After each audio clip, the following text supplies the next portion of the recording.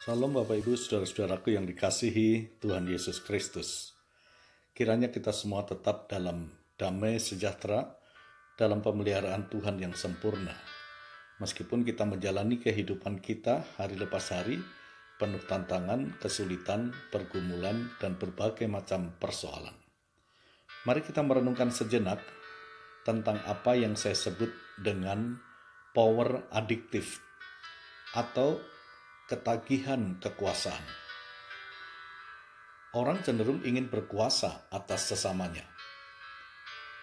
Ketika kesempatan berkuasa itu ada, maka orang ingin berusaha mendapatkannya dengan sekuat tenaga.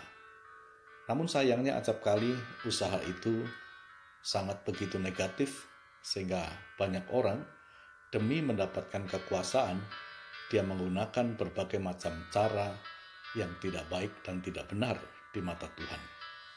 Sejak Kain membunuh Habel, naluri menguasai sesama manusia menjadi semacam power addictive atau ketagihan kekuasaan. Orang berjuang ingin memuaskan power addictive itu dalam dirinya dengan berbagai cara apapun. Bersamaan dengan itu, dia tidak rela dikuasai oleh orang lain. Lalu terjadilah perselisihan, persengketaan, pertarungan, permusuhan, acap kali tak terhindarkan di sepanjang sejarah manusia. Mari kita belajar dari apa yang pernah terjadi dalam Alkitab. Yakub merampas hak kesulungan Esau abangnya dengan tipu daya yang licik, dengan tipu muslihat yang jahat.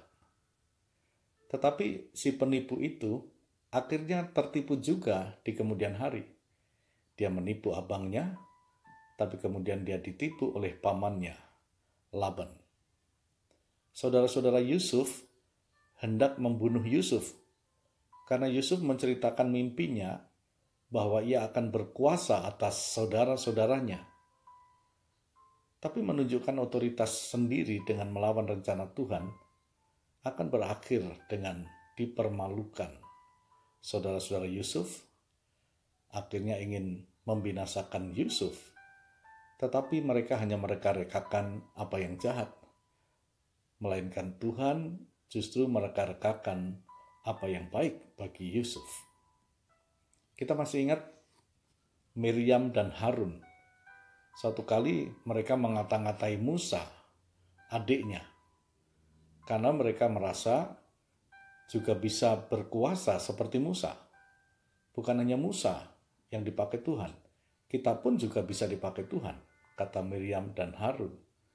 Tetapi Tuhan justru marah dan menulahi mereka berdua dengan penyakit kusta.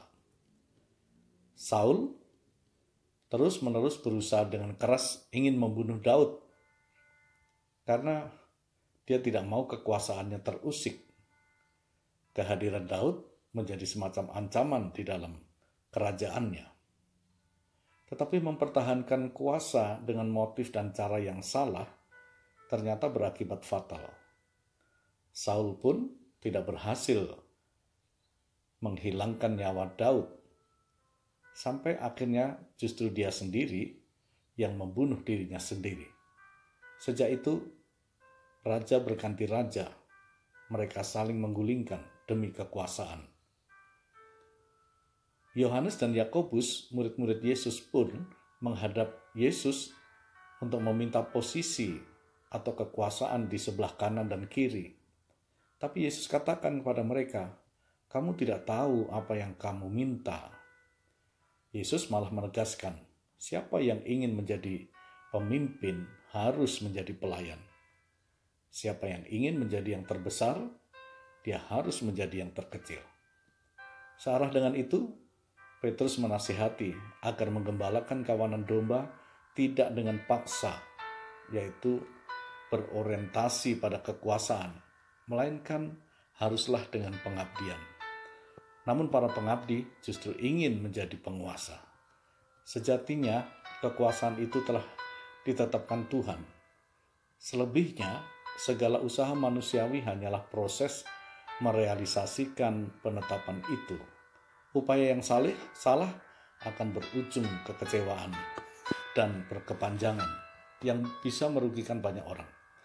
Lebih baik bersikap seperti Yohanes Pembaptis yang berkata, "Aku bukan Mesias. Membuka tali kasutnya pun aku tidak layak. Dia harus semakin bertambah, aku semakin berkurang." Mesiaslah pemilik tunggal kuasa. Dia memberikan kepada siapa yang ia kehendakinya. Tidak penting memuaskan power addictive atau ketagihan kekuasaan. Terima saja apa yang Tuhan percayakan.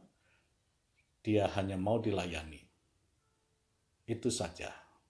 Kiranya Tuhan Yesus memberkati Bapak Ibu Saudara sekalian. Salam hangat dari Kota Wisata Batu. Saya Pendeta Sudarmanto. Amin.